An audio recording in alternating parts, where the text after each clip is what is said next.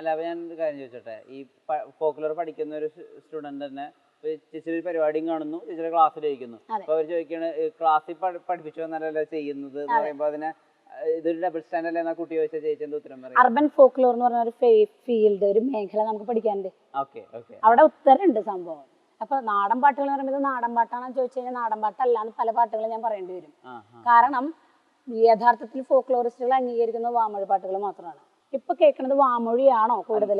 അല്ല അല്ല ഇപ്പൊ കേൾക്കുന്നത് ഭൂരിഭാഗം വരമൊഴി പാട്ടുകളാ. കാരണം ഇപ്പൊ ഒരു നാടൻ പാട്ടിന്റെ ക്ലാസ് എടുക്കാൻ പോയി ഒരു കുട്ടിയുടെ അടുത്ത് ഞാൻ നാടൻ പാട്ട് അറിയാം. ഇപ്പൊ വിഷ്ണു അങ്ങനൊരു കാര്യം ചെയ്യും, 4 നാടൻ പാട്ട്, എന്തായാലും നാടൻ പാട്ട് കേട്ടിട്ടുണ്ടാവുമല്ലോ, ഒരു 4 നാടൻ പാട്ട് സെലക്ട് ചെയ്ത് പാടിയില്ലെങ്കിൽ കുഴപ്പമില്ല, ഒന്ന് പറഞ്ഞേ കേക്കട്ടെ. ഏതൊക്കെയാ? നിന്നെ കാണാനെക്കാളും, ഓക്കെ, പകൽ മുഴുവൻ പണിയെടുത്ത്, ഓക്കെ, ഓടണ്ട ഓടണ്ട ഓടണ്ട, ഓക്കെ, 4 ഈ 4 പാട്ടുകളും എഴുത്ത് പാട്ടുകളാണ്. ഈ 4 പാട്ടും എഴുത്ത് പാട്ടുകളാണ്.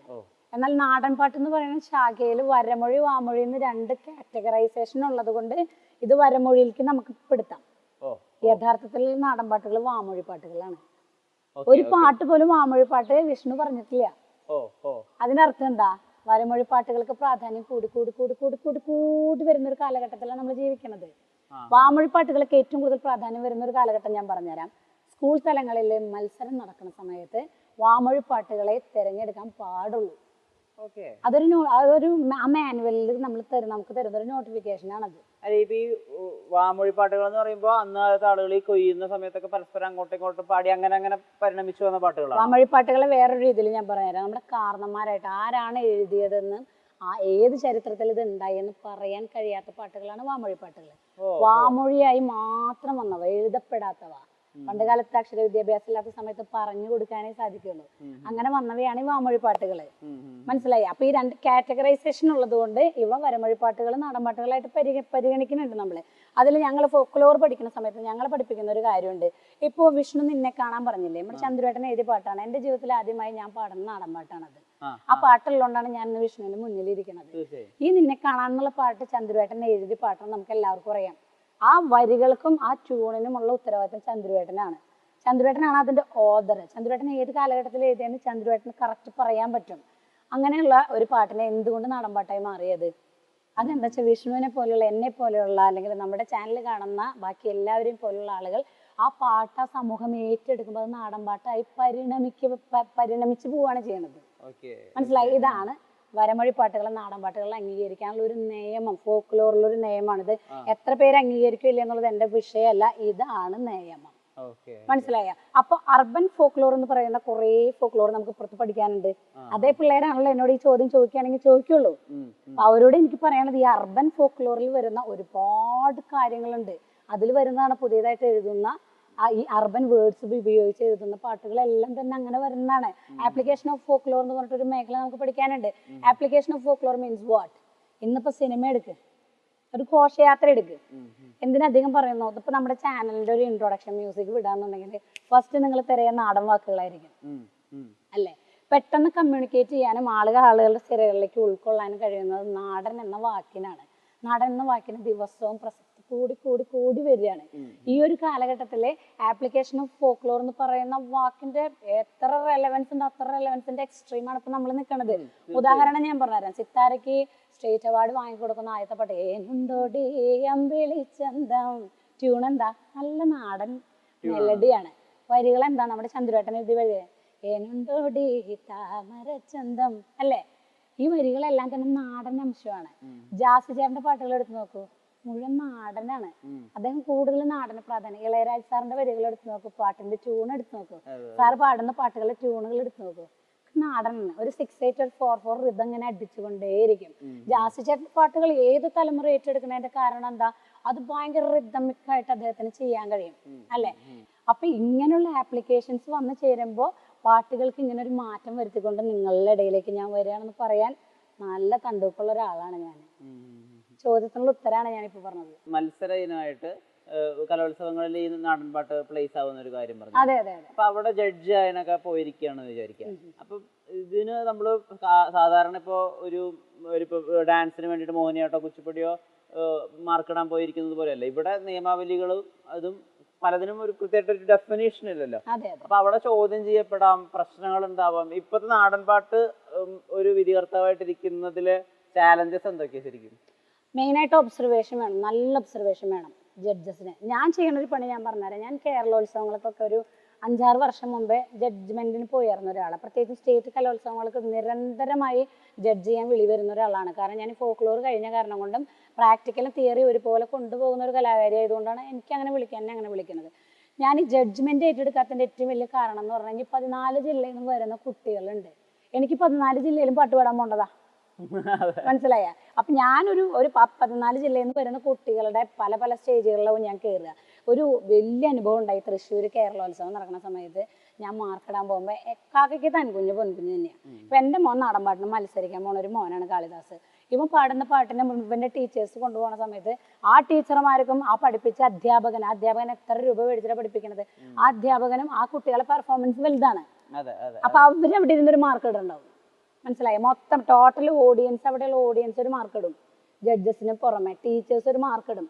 ഈ മാർക്കിനെ എല്ലാം ക്രോഡീകരിച്ച് കഴിവുള്ളവന് ഇത് കൊടുക്കണം എന്നുള്ളതാണ്. നമ്മൾ അങ്ങനെ കൊടുക്കുന്ന സമയത്ത് ഇവർക്ക് പറയാൻ 100 പോയിന്റ്സ് കാണും.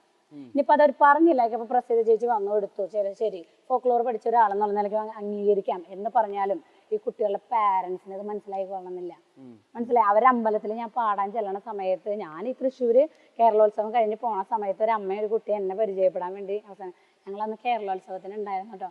എന്നാലും ഞങ്ങൾക്ക് ഫസ്റ്റ് തന്നില്ലല്ലോ എന്താണ് ചോദിച്ചത്, വേറെ ഒന്നും പറഞ്ഞില്ല. എന്നാലും ഞങ്ങൾക്ക് ഫസ്റ്റ് തന്നില്ലല്ലോ. കുറെ വർഷങ്ങൾക്ക് ശേഷം ഇത് പറയുന്ന സമയത്ത് എനിക്ക് ഏത് പാട്ട് പാടിയെന്ന് പോലും എനിക്ക് ഓർമ്മ ഉണ്ടാവില്ല. അതല്ലെങ്കിൽ ഞാനത് പറഞ്ഞു കൊടുക്കും. ഇങ്ങനെ ഒരു ചോദ്യം വരുമ്പോൾ എൻ്റെ മനസ്സിൽ അതൊരു വേദനയാണ്, അല്ലേ? 10 രൂപയാണെങ്കിൽ 20 രൂപയാണെങ്കിൽ 100 രൂപയാണെങ്കിൽ അവരും കൂടി കൊടുക്കുന്ന ഒരു പിരിവാണ് അമ്പല കമ്മിറ്റി എനിക്ക് അന്നമായി തരണത്. അവരെ മനസ്സ് വിഷമിപ്പിക്കുന്ന ഒരു കാര്യം ഞാൻ ചെയ്യില്ല. അതോടുകൂടി ഞാൻ തീരുമാനിച്ചു. ഞാൻ മനോട്ടനോട് പറഞ്ഞു, ജഡ്ജ്മെന്റിന് വിളിച്ചാൽ എത്ര വലുതാണെങ്കിലും ചെറുതാണെങ്കിലും ഞാൻ പോകില്ല മനോട്ട എന്ന് പറഞ്ഞ് ജഡ്ജ്മെന്റ് അവിടെ നിർത്തിയതാണ്. പിന്നെ ജഡ്ജ്മെന്റിന്റെ ഒരു കാര്യം, ജഡ്ജസിനോട് പറയാനുള്ള ഒരു കാര്യം, മറ്റു കലകളെ നൊട്ടേഷൻ ബേസ്ഡ് ആണ്, മനസ്സിലായി? ഇപ്പൊ പറഞ്ഞ കുച്ചിപ്പുടി ആണെങ്കിലും ഭരതനാട്യം ആണെങ്കിലും ക്ലാസിക്കൽ മ്യൂസിക് ആണെങ്കിലും ഒക്കെ പക്ക ഒരു നൊട്ടേഷൻ ഉണ്ടാവും. ആ തിങ്സിലും ആ നൊട്ടേഷനിൽ നിൽക്കുന്ന പാട്ടുകൾക്ക് അവർക്ക് മാർക്ക് കൊടുക്കാൻ ബുദ്ധിമുട്ടില്ല. പക്ഷെ നാടൻ പാട്ടുകളുടെ പ്രത്യേകത നല്ല ഒബ്സർവേഷൻ വേണം. ജഡ്ജ് ചെയ്യുന്ന ആളുകൾ നിരന്തരം നിങ്ങൾ പല ജില്ലയിലുള്ള പാട്ടുകൾ കയ്യിൽ കിട്ടുന്ന എന്ത് പാട്ടും, ഇപ്പൊ PSC പഠിക്കുന്ന കുട്ടികൾക്ക് ഒരു പ്രത്യേകത ഉണ്ട്, അവർ എല്ലാ പത്രങ്ങളും വായിക്കും. IAS-നും PSC-ക്കും ഒക്കെ കോച്ചിങ്ങിന് പോകുന്ന കുട്ടികൾ വെൽ പ്രിപ്പയർഡ് ആയിട്ട് അവരതിന് പോവുള്ളൂ. അതിന്റെ ഏറ്റവും വലിയ മേഖല എന്ന് പറഞ്ഞാൽ കണ്ടംപററി ന്യൂസ് അറിയാന്നുള്ളതാണ്. സമകാലീന പ്രശ്നങ്ങൾ എന്താണെന്നും ആ പ്രശ്നങ്ങളിൽ കൂടെ പഠിക്കാവുന്ന ചോദ്യങ്ങൾ അവർ പഠിക്കണം. അതുപോലെ തന്നെയായിരിക്കണം നാടൻ പാട്ടും നാടൻ കലകളും. ജഡ്ജ് ചെയ്യാൻ പോകുന്ന ആളുകൾ നിങ്ങൾക്ക് കഴിയാത്ത മേഖലയിൽ നിങ്ങൾ അത് ഏറ്റെടുക്കരുത്. കാരണം നിങ്ങൾ നിരന്തരം ഒബ്സർവേഷനിലായിരിക്കണം. അതല്ലാന്നുണ്ടെങ്കിൽ പിള്ളേര് 8-ന്റെ 16-ന്റെ പണി തരും. ആ ഒരു കാലഘട്ടത്തിലേക്കാണ് നമ്മുടെ മക്കള് പോയിക്കൊണ്ടിരിക്കുന്നത്. മണിച്ചേട്ടനൊരു ഈ പരിപാടിക്ക് ഇൻട്രൊഡക്ഷൻ ആയിട്ട് പറയുന്ന ഒരു കാര്യമുണ്ട്. പല നടന്മാരുടെയും ബയോഗ്രഫി അല്ലെങ്കിൽ അവരെന്താണെന്നൊക്കെ അറിയാൻ നിങ്ങൾക്ക് നെറ്റിൽ പോയിട്ട് അവരുടെ വെബ്സൈറ്റ് എടുത്ത് നോക്കേണ്ടി വരും. എനിക്ക് അങ്ങനെ ആവശ്യമില്ല, എനിക്കൊരു ഷെയ്ക്കൻഡ് തന്നാൽ മതി, എൻ്റെ കൈയുടെ അകത്തുണ്ട് ഞാൻ ആരാണ് എന്നുള്ളത്. അപ്പൊ അതുപോലെയാണ് ഇപ്പൊ പ്രസിദ്ധ കയ്യിൽ ഉണ്ട്, അതായത് കല്ല് അടിച്ചു പരത്തിയതിന്റെയും തയമ്പുണ്ട് എന്നുള്ളത്. ഈ അനുഭവങ്ങൾ നമ്മളെ ശക്തിപ്പെടുത്തിയതിൽ വലിയ പങ്കുണ്ട് അല്ലേ? തീർച്ചയായും. ഞാൻ പറഞ്ഞുതരാം, ഞാൻ വാടകയ്ക്ക് താമസിക്കുന്ന കാലത്തെ വാടകയ്ക്ക് ഒരു 10 വർഷത്തോളം വാടക വീട്ടിലായിരുന്നു താമസിച്ചത്. കഴിഞ്ഞ കൊല്ലമാണ് ഒരു വീട് പണിതത്. ഈ വാടക വീട്ടിൽ താമസിക്കുന്ന സമയത്ത് ചുമരുമ്പോ എൻ്റെ മോൻ വരച്ചാൽ ഞാൻ പറയും, മോനെ വല്ലവരുടെ വീടാ വരയ്ക്കരുത്, മോനെ ഇവിടെ വരയ്ക്കരുത്, ഇത് പൊട്ടിക്കരുത്. പോകുമ്പോൾ അച്ഛനൊരു ബില്ല് വരും. കാരണം അഗ്രിമെന്റിൽ കറക്റ്റ് എഴുതിയിട്ടുണ്ടാവും, നിങ്ങൾ ഇവിടെ താമസം മാറി പോകുന്ന സമയത്ത് പൊട്ടിക്കുന്ന ടൈലുകളുടെയും നശിപ്പിക്കുന്ന ഭാഗങ്ങളുടെയും ഒരു കോമ്പൻസേഷൻ എനിക്ക് തരണം എന്ന് കൃത്യമായി അതിൽ എഴുതിയിട്ടുണ്ടാവും. ആ എഴുത്ത് വായിച്ച ഒരാളെന്നുള്ള നിലയ്ക്ക് ഞാൻ എൻ്റെ മോനോട് പറയാം, അവിടെ തുടരുത്, ഇവിടെ തുടരുത്. ഇന്ന് എനിക്ക് എൻ്റെ മോനെ നീ എവിടെ വേണമെങ്കിലും തൊട്ടോടാ, അത് നിന്റെ അച്ഛൻ്റെ എന്ന് പറയാനുള്ള ഒരു അധികാരത്തിലേക്ക് ഞാൻ ഇരിക്കണുണ്ടെങ്കിൽ നാളെ ഒരു രോഗം വന്നതൊക്കെ പോട്ട് വിഷ്ണു, അത് പറയണം. ഇപ്പൊ കലാകാരന്മാർക്ക് വരാവുന്ന ഏറ്റവും വലിയൊരു രോഗം, അതിപ്പോൾ ഇത് ഈ പോയിന്റ് അവസാനിപ്പിക്കട്ടെ, ഞാനത് പറയാനൊരു വീട് എനിക്ക് ഉണ്ടായെന്നുണ്ടെങ്കിൽ അത് ഞാൻ എൻ്റെ ഈ ഒരു കാര്യം ശ്രദ്ധിക്കാണ്ട് എൻ്റെ ലക്ഷ്യത്തിലേക്ക് മാത്രം കുതിക്കണോണ്ടാണ്, മനസ്സിലായി? എൻ്റെ പഠിപ്പ് പോലും 11 മണിക്കൂർ ഒരു ദിവസം യാത്ര ചെയ്തിട്ട് പഠിച്ചാളാണ് ഞാൻ. ഒരു ദിവസം 11 മണിക്കൂർ യാത്ര ചെയ്യും. ഒരു മനുഷ്യനെ കൊണ്ട് കൂട്ടിയാൽ കൂടോ? ചെയ്യണവരുണ്ടെങ്കിൽ പറയണോട്ടാ, ചെയ്യണവരുണ്ടെങ്കിൽ അവർക്കൊക്കെ ഹാറ്റ്സ് ഓഫ് ആണ്. വിഷ്ണുവിന് പറ്റുമോ അത്? 11 മണിക്കൂർ യാത്ര ചെയ്തിട്ട് കോളേജിൽ പോയിട്ട് തിരിച്ച് പരിപാടിക്കാണ് പോണത്. വന്ന് റിലാക്സ് ചെയ്ത് കിടന്ന് ഉറങ്ങല്ല. ഇത് കേരളവർമ്മയാണോ പറയണത്? അല്ല, ഞാൻ MA-ക്ക് പഠിക്കുന്ന സമയത്ത് വടകരയ്ക്ക്, വാടാനപ്പള്ളി എന്ന് പറയുന്ന സ്ഥലത്തുനിന്ന് വടകരയ്ക്കുള്ള ദൂരം 5.5 മണിക്കൂറാ.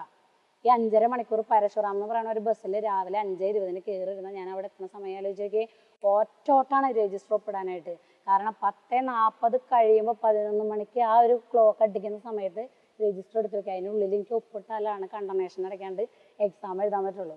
അങ്ങനെ 11 മണിക്കൂർ യാത്ര ചെയ്ത് ഫോക്ലോറിൽ യൂണിവേഴ്സിറ്റിയിൽ നിന്ന് 2nd റാങ്കും JRF നെറ്റ് ഒരൊറ്റ കുത്തിനെ എഴുതിയെടുത്തിട്ടാണ് ഞാനിപ്പം വിഷ്ണുവിന് മുന്നിലിരിക്കുന്നത്. മനസ്സിലായ? അപ്പോൾ ആ ഒരു കോൺഫിഡൻസിലേക്ക് നമ്മൾ വളരണം എന്നുണ്ടെങ്കിൽ നമ്മൾ ഒന്നുമില്ലായ്മയെന്ന് ഉണ്ടാക്കി തുടങ്ങണം.